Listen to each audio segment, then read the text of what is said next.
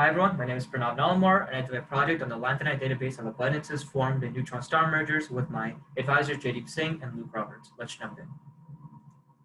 So the heavy elements that are formed in our universe come from astrophysical events like neutron star mergers. Neutron star mergers are these events where two dense balls of neutrons come together, collide, and result in this large mixture of primarily neutrons. So as a result of this dense field of neutrons, atoms can absorb these neutrons again and again, which ultimately results in a bunch of beta decays before stabilizing, thus forming the heavier elements of our universe, as shown in the periodic table below.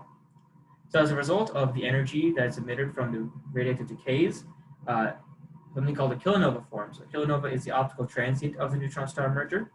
The kilonova has a light curve, which is a brightness curve over time, and the result it results from the composition of the mixture material, because we have different types of atoms having these bound-bound transitions giving off light.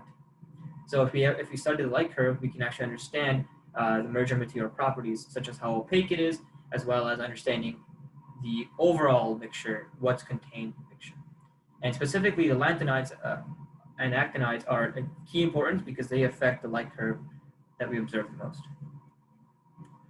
So the motivation and purpose behind this is because, for one, we want to model the elemental and ionization state abundances that detail the characteristics of the merger material on the light emitted, because that ultimately affects the light curve.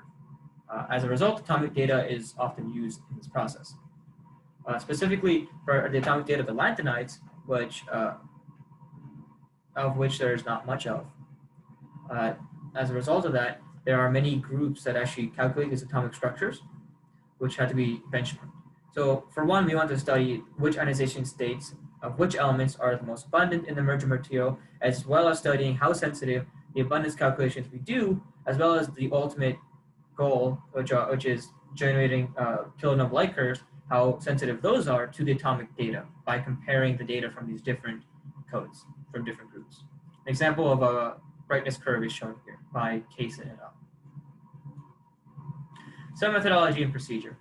So we conducted literature searches in the beginning to understand which groups make these kilonova light curves and what atomic codes they use, and cataloged atomic data that currently exists regarding different ionization states for these different lanthanides, as well as their electron configurations. So over here is the number of energy levels known for each charge state of the lanthanides, and as you can tell, as you move towards the right, where there's more energy for a given charge state, there's a larger charge state, there's not much data known about it. That's why it's important to study this. So we also calculated the ionization state abundances by using something called Skynet, which is a nuclear reaction network code, as well as the Saha equation, which details the ratio of the abundances of different ionization states. So together with this, we isolated individual ionization state abundances for elements in the merger material. Results and analysis. So the different curves over here, different graphs, are a hierarchy.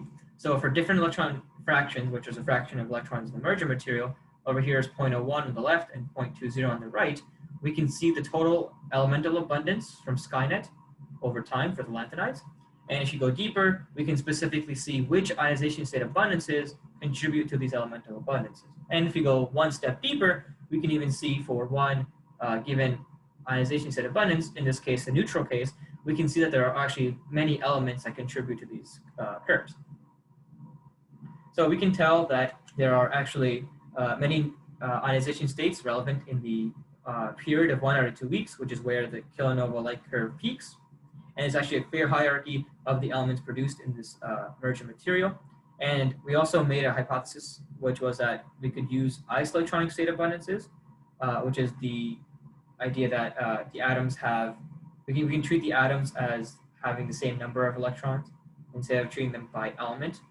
But that came out to be incorrect, because if you look at the electron configurations for atoms with the same electron with different element have different configurations. So in conclusion, what we learned was that there's many different ionization state abundances that exist in the time period, and that they're considered significant at late times. We also learned that isoelectronic state abundances are an invalid approach. and thus ionization states of each element must be treated uniquely. And in the future work, we would like to benchmark the codes and conduct an experiment to study more about the properties of the lanthanides. Thank you.